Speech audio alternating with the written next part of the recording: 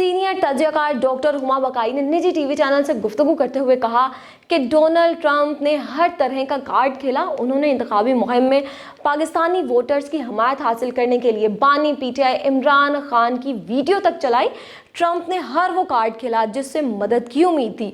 मुल्क की सूरत हाल पर बात करते हुए हुमा बकाई का कहना था कि मुआशी तौर पर हुकूमत मुश्किलात का शिकार है। जो चीन से बेल आउट पैकेज की तवक्को की जा रही थी वो नहीं आया। कुछ मकामात पर सफारती ताल्लुकात के हवाले से भी गलतियां की। बिलखसूस चीन के साथ सीनियर तज्ज़ियाकार ने डोनाल्ड ट्रंप के इमरान खान की रिहाई में किरदार अदा करने या ना करने पर कहा कि जब जुल्फ़िकार भुट्टो को सज़ा दी गई उस वक्त भी सज़ा रुकवाने के लिए आलमी दबाव आया था। साबिक सदर जनरल ज़ियाउल हक ने दबाव को खातिर में ना लाते हुए जो करना था वही किया। एशियाई ममालिक में पाकिस्तान वाहिद मुल्क है जिसके अफगानिस्तान के साथ ताल्लुकात ख़राब है। अफगानिस्तान के रूस, ईरान और चीन के साथ ताल्लुकात बेहतर हो गए हैं।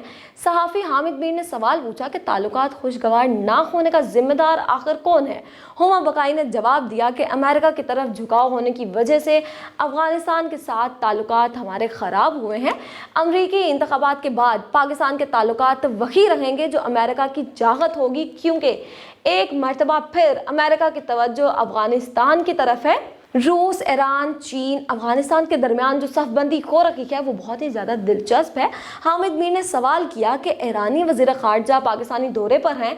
गैस पाइपलाइन मंसूबे के हवाले से अमेरिका और ईरान में से कौन रियायत देगा, जिस पर एंकर शाहजेब खानज़ादा ने कहा कि दोनों ममालिक में से कोई भी रियायत नहीं देगा। जबकि हुमा बकाई का कहना था कि ईरान गैस पाइपलाइन सियासी नारा है, हुकूमतों को मंसूबे में जो जद्दोजहद करनी चाहिए वो नहीं की गई।